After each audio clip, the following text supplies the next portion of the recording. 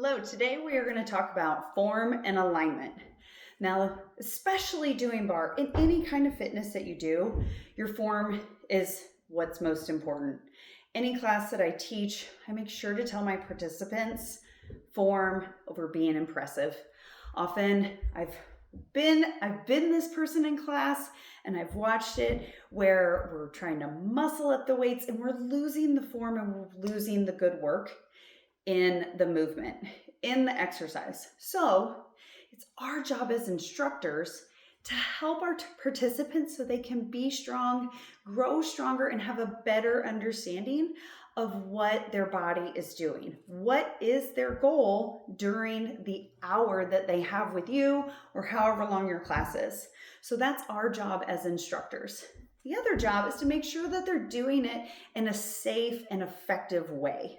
Okay, so one of the big things, especially when it comes to bar, is being aware of our spine and our alignment and how we stand in our posture.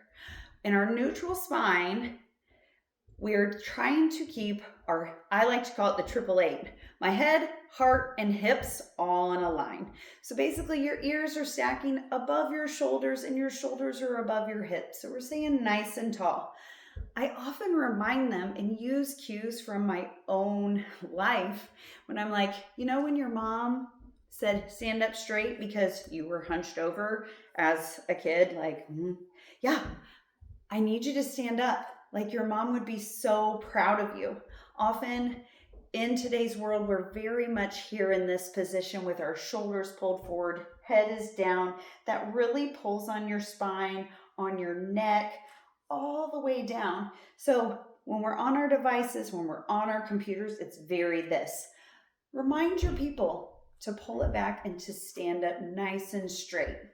One of the things that is an easy cue, especially in bar, is once we get into this first position to open that up, you're having that external rotation from your hips. And what happens? Your people want to do this. And they're putting a lot of pressure on that low spine. So what do we want to do? We want to remind them, please decrease the pressure on that joint. You're compressing that joint. Pull it under. Just that little from duck butt, which I didn't understand at first, but now I'm like, oh, it's like Donald Duck. He comes out and he's like this.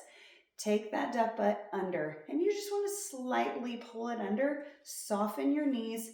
Everything is in line. Remember that triple H, all in a line so that you can go into that plie and then stand up nice and strong.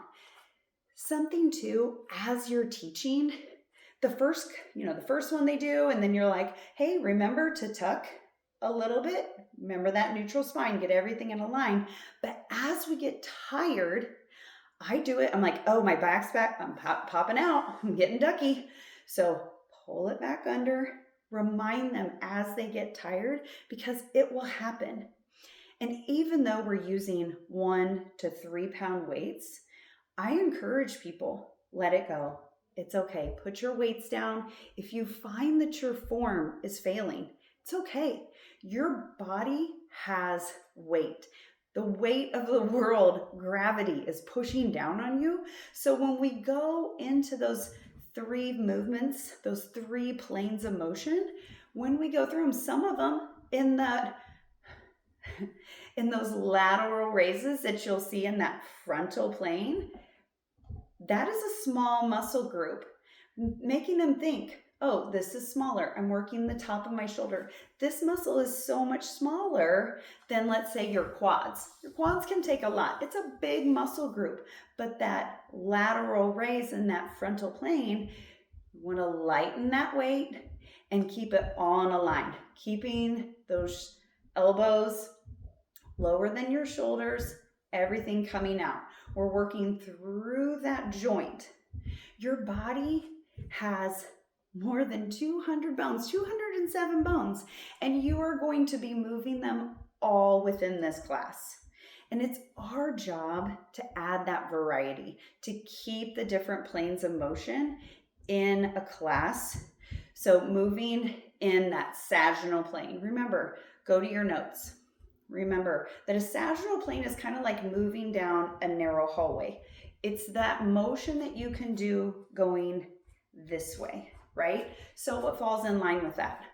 Our curls, our hammer curls. I could do that all day. People love to do bicep curls. They love it. But one of the things that I often see, they want to go heavy and they're pulling those elbows forward. Well, you lost that. So reminding them, pull those shoulders, get that neutral spine, keep that elbow locked in towards your hip, and then curl. Really squeeze and engage that muscle.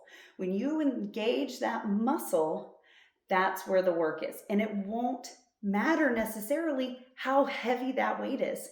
I can put a 20-pound weight in there, but if I'm doing this, I'm losing all of that. I kind of trick their brains while we're doing the repetition because it is rhythmic. You're going to do a lot of reps. So I tell them, what if you carried a pound of chicken around in the grocery store and you just had to hold it like that? That muscle is going to get tired, and it's 1 pound. You're going to feel it if you're thinking about it and you're moving it in the right way.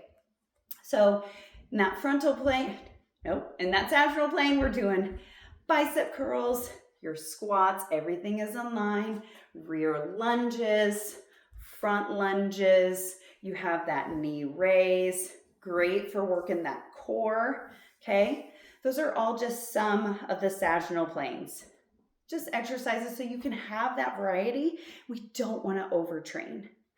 And then you have your frontal, which I kind of already talked about, but it's that side to side motion. So in one of our collections recently, we had monster walks. We're going side to side. Yes, bringing in those abductors, adductors. So adducting, you're going away. Abductor, you're going towards your body.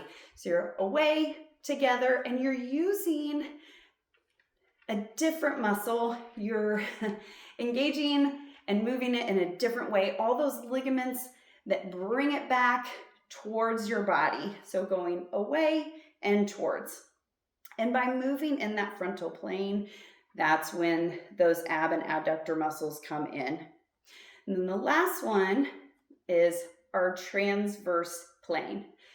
Think of this as more the rotational plane where you're moving. A lot of it has to do with your core and your spine, those kinds of movements. So, or things that have a rotational joint. So our flashers, we're moving. Yes, we're moving on that frontal. We're going away from our body and towards, but it's also all that rotation in that rotator cuff. Same thing would be your halo, going around and chopping through that core, standing up nice and tall and rotating through, okay? Or if you were to do a Russian twist, side to side, or maybe cross in your core, standing, you're working transversely across on that diagonal. So bringing all those planes is really, one, going to add fun to your class. You're not being boring. You're not working one way. Also, it's going to add that variety. So your muscles are like, yes, I'm moving. I'm doing everything I'm supposed to be doing. And it is functional. When we do this, we can work functionally. One of my favorite things to tell my classes is like when you do a wood chopper and you're coming here to up. Right now, especially when it's seasonal, I tell them, it's Christmas, you're getting all your Christmas stuff out, okay? So I want you to bend down, pick up that wreath, and then you're gonna put it up on the shelf, or you're gonna put it up on the door, you're gonna hang your stocking. It's that kind of move. Or when Christmas is done, I gotta take that box and put it back up. Because why do we work out?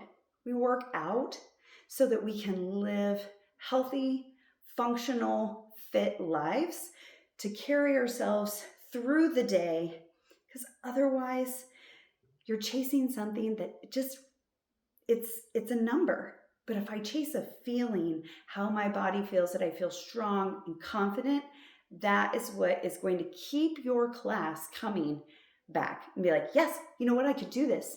Hey, did you know I did a 5K this week? And I walked the whole time. I never had to stop. I jogged the entire time. Or maybe you were able to play with your grandchild or get off the floor and stand up. Those are the non-physical, those are the non-technical cues that I tell people, and that gets them thinking like, oh, okay, if I'm doing this, then I'm going to be able to participate longer with my family. I'm not going to get as tired.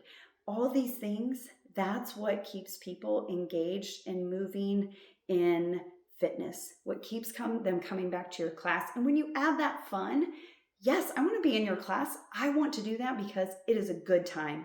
Because if it's not fun, I'm not going to stick with it. Yes, we can be serious, and I want to cue them on form, keeping everything locked in, neutral spine, pulling it under, but also, why am I doing that? So I can sit down and stand back up, and stand up with confidence, with a good posture, your head held high. So keep that in mind as you're taking this out to your class. I hope this was helpful, and I'll see you next time.